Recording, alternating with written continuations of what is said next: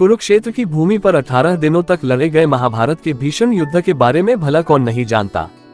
इस युद्ध में सभी रिश्तों की बलि चढ़ गई थी, फिर चाहे वह गुरु शिष्य का रिश्ता हो या भाई भाई का या चाचा भतीजे का।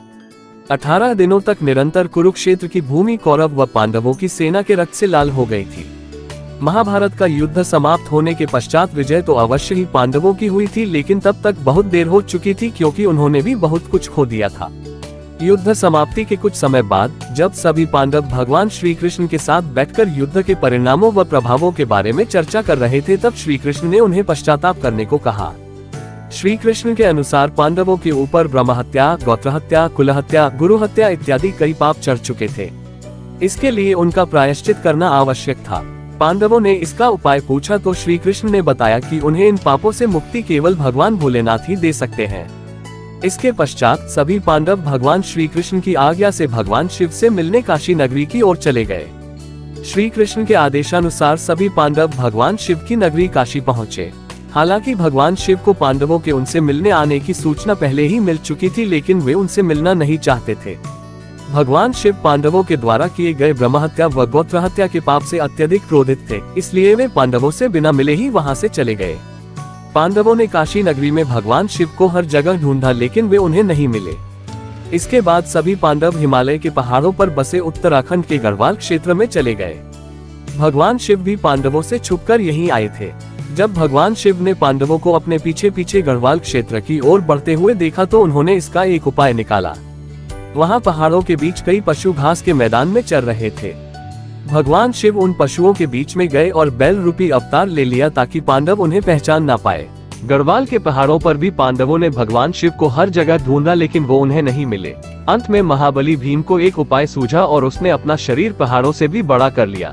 उसने अपना एक पैर एक पहाड़ी पर और दूसरा पैर दूसरी पहाड़ी पर टिकाया और गहनता से महादेव को ढूंढने लगा। भीम के विशालकाय रूप को देखकर पहाड़ों के सभी पशुओं में हलचल पैदा हो गई और वे इधर उधर भागने लगे, लेकिन एक बैल अपनी जगह पर स्थिर खड़ा रहा। उस बैल पर भीम के विशालकाय रूप का कोई प्रभाव नहीं दिखा। यह देखकर भीम समझ गया कि यही बैल महादेव का रूप है जो बैल का अवतार लेकर हमसे छिप रहे हैं। महादेव को भी पता चल गया कि भीम ने उन्हें पहचान लिया है। यह देखकर वे बैल रूपी अवतार के साथ धरती में समाने लगे। भगवान शिव के बैल अवतार को धरती में समाते देख भीम तेजी से उनकी ओर लपका और बैल की पीठ अपने हाथों से जकड़ ली।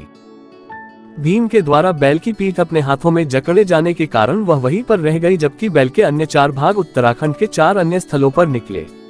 आज उन्हीं स्थलों पर 4 अन्य केदार हैं। इनमें भगवान शिव के बैल रूपी अवतार का मुख रुद्रनाथ में, भुजाएं तुंगनाथ में, नाभि मदमहेश्वर में व जटाएं कल्पेश्वर में प्रकट हुई थी। इन्हीं 5 जगहों को सम्मिलित रूप से पंचकेदार के नाम से जाना जाता है।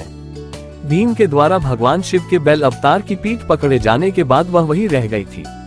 जब उन्हें बैल के बाकी 4 अन्य स्थानों पर प्रकट होने का ज्ञान हुआ तब उन्होंने शिव की महिमा को समझ लिया। इसके बाद पांडवों के द्वारा ही इन 5 जगहों पर शिवलिंग की स्थापना कर शिव मंदिरों का निर्माण करवाया गया। इससे भगवान शिव सभी पांडवों से अत्यधिक प्रसन्न हुए और उन्हें सभी पापों से मुक्त कर दिया। हालांकि इसके बाद पांडवों के पोते जन्मेजय ने केदारनाथ मंदिर के निर्माण को और आगे बढ़ाया और यहां आम लोगों को पूजा करने की अनुमति प्रदान की।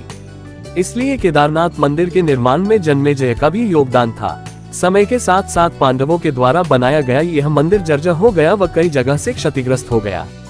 फिर जब भारत की भूमि पर आदि शंकराचार्य ने जन्म लिया तब उनके द्वारा संपूर्ण भारत भूमि की पैदल यात्रा की गई व चारों दिशाओं में 4 धाम की स्थापना की गई। तब आदि शंकराचार्य ने ही इस केदारनाथ मंदिर का पुनः निर्माण करवाया था, जिसे आज हम देखते हैं। इसके बाद अपने जीवन के अंतिम समय में आदि शंकराचार्य ने इसी केदारनाथ मंदिर के पास ध्यान लगाया था व समाधि ले ली थी। उनकी समाधि आज भी केदारनाथ मंदिर के पास में ही स्थित है। फिर 10वीं से 13वीं शताब्दी के बीच कई भारतीय राजाओं ने मंदिर का जीर्णोद्धार करवाया था। हालांकि 2012 में आई भीषण प्राकृतिक आपदा के बाद केदारनाथ मंदिर के आसपास के ढांचे को बहुत क्षति पहुंची थी। इस प्राकृतिक आपदा में आदि शंकराचार्य की समाधि भी बह गई थी। इसके बाद भारत व उत्तराखंड की सरकारों के द्वारा केदारनाथ धाम, आदि शंकराचार्य की समाधि व उसके आसपास के स्थलों को पुनः ठीक करवाकर उसे नवीन रूप दिया गया।